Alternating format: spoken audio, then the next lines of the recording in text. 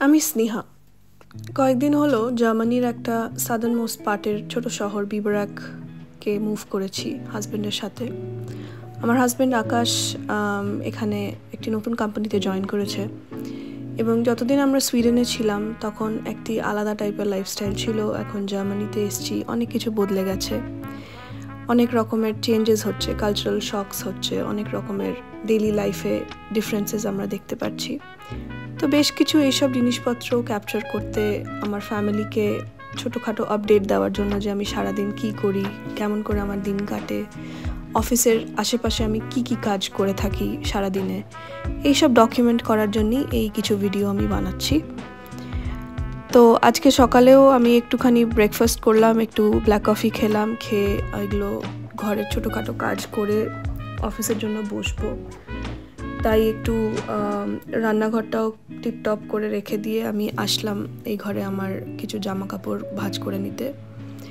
এখানে জানেন তো সব বাড়িতে কিন্তু ওয়াশিং মেশিন এবং ম্যান্ডেটরিলি ড্রায়ার থাকে, এবং যাদের বাড়িতে থাকে না তাদের বেসমেন্টে বা সেলার যেটাই বলুন সেখানে একটা কমন ওয়াশিং মেশিন কাম ড্রায়ার থাকে। আমাদেরও যেহেতু এটা একদম টেম্পোরারি একটা অ্যাকোমোডেশন, অফিস অ্যাকোমোডেশন, তার জন্য আমাদের নিজের যত সব জিনিসপত্র সুইডেন থেকে সেগুলো এসে স্টোরেজে রাখা আছে।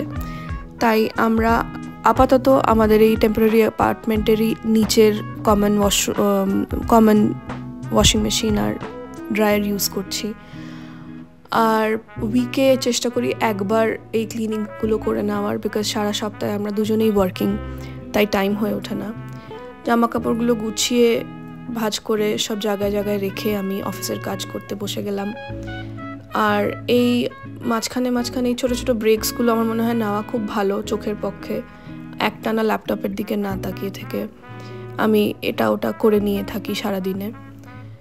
এরপর সারাদিন কাজ করে আমি চলে আসছি আমার বিকেলে রুটিনে। আজকে আমরা একটু স্যামন মাছ নিয়ে এসেছিলাম বিকেলবেলা হাজব্যান্ড অফিস থেকে আসার পর। কাছেই একটা এডেকা বলে সুপার মার্কেট বা গ্রসারি স্টোর আছে, অন্য আরেকদিন নিয়ে যাব আপনাদেরকে। এখন আমি একটু এই স্যামন মাছগুলো কেটে নিয়ে এগুলো দিয়ে ঝোল আমি কখনো ট্রাই করিনি, ইউজুয়ালি আমি বেক করেছি, বাট আজকে একটু বেক না করে একটু ইন্ডিয়ান স্টাইলের সব মশলা লাগিয়ে আমি এটাকে ভাজবো, আমাদের মাছ ভাজার মতো একদম কম তেলে। স্যামন আপনারা সবাই হয়তো জানেন, বা যারা জানেন না, খুব সফট একটা মাছ, আর খুব সাবধানে এটাকে কাটতে হয়। আর ইউজুয়ালি চেষ্টা করা উচিত যে আমরা এটা ফ্রেশ খাই। তো ফ্রেশ তো এতটা মাছ খাওয়া আমাদের পক্ষে সম্ভব না, বিকজ আমার হাজব্যান্ড খুব একটা মাছ পছন্দ করে না। তাই মাছগুলোকে অর্ধেকটা আজকে ইউজ করব আর বাকিটা রেখে দেবো কালকে কি পরশু ফ্রিজারে থেকে বের করে ইউজ করে নেব। তো এই দেখছেন মাছগুলো একদম অরেঞ্জ হয়, মানে এটা কতটা ফ্রেশ এটা আমরা বুঝতে পারি এই অরেঞ্জ ব্যাপারটা বা এই সফট ব্যাপারটা থেকে। এবং এরা কিন্তু এর যে পেছনের স্কিনের আঁশটা ছাড়ায় না, তাই আমি যখনই ওটা ইউজ করি হালকা হাতে একটু আঁশটাকে আঙুল দিয়েই ছাড়িয়ে নিই জলের তলায়। এবারে আমি মাছে একটু লেবুর রস মাখিয়ে নিয়েছিলাম, আর বিকজ লেবুর রস মাখালে আমার মার থেকে শুনেছি যে মাছের যে আষ্টে গন্ধটা একটু কমে যায়। তাই লেবুর রসের সাথে আমি একটু, যেহেতু আমি ইন্ডিয়ান স্টাইলে বানাচ্ছি একটু মাছ ভাজাটা, তাই একটু আদা রসুন গ্রেট করে নিয়ে, আদা রসুন বাটা করতে পারিনি বিকজ আমাদের মিক্সারও এখন কারেন্টলি আমাদের কাছে নেই, বাট হ্যাঁ এই জিঞ্জার গার্লিকটা আমি একটু গ্রেট করে নিয়ে মাছের মধ্যে লাগিয়ে দিচ্ছি। আর এই লেবু, একটু ব্ল্যাক পেপার আর জিঞ্জার গার্লিক, এই গ্রেটেড জিঞ্জার গার্লিকটা লাগিয়ে আমি অলমোস্ট 1 ঘন্টা ছেড়ে দেবো, বিকজ তাতে মাছটা আরও সফট হয়। আর ইন দ্য মিন টাইম আমরা একটু চা খেয়ে নেবো। তো সন্ধেবেলা আমরা এই লাল চাটা খেতে খুব পছন্দ করি, আর এটা নিয়ে বসে আমাদের বেশ অনেকটা টাইম আমরা কাটিয়ে থাকি সন্ধেবেলায়। এবার চলে এসেছি মাছগুলোকে একটু নুন দিয়ে ভাজবো, বিকজ আমি যখন ম্যারিনেট করেছিলাম নুন দিইনি, কারণ আপনারা তো জানেনই জলটা খুব বেশি বেরিয়ে যায় নুনটা দিয়ে দিলে। তাই এখন আমি নুনটা দিলাম, দিয়ে একটা ননস্টিক প্যানে অল্প একটু তেল ছড়িয়ে দিয়েছি। খুব বেশি তেল লাগে না এটা এই মাছটা ভাজতে, বাট যদিও আমি ভেবেছিলাম একদম ইন্ডিয়ান মাছ ভাজা করছি, তাই যাতে লেগে না যায় তলায় আমি অল্প আর একটু তেল দিয়ে এটাকে ভেজে নিচ্ছি। আর সাথে সাথে আমরা একটু ডিসকাসও করছি যে কি করা যায় উইন্টারে, কোথায় ঘুরতে যাওয়া যায়। কিছু ফ্রেন্ডসরাও আসবে আমাদের এখানে, প্ল্যান করছে।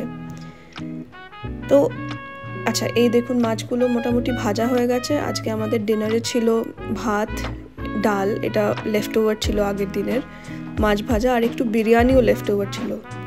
তো ডিনার করতে করতে আমরা একটু গল্প টল্প করি, সারাদিনের গল্প, অফিসের কথাবার্তা দুজনে শেয়ার করি, আর করে ফাইনাল ক্লিনিংটা করে নিই।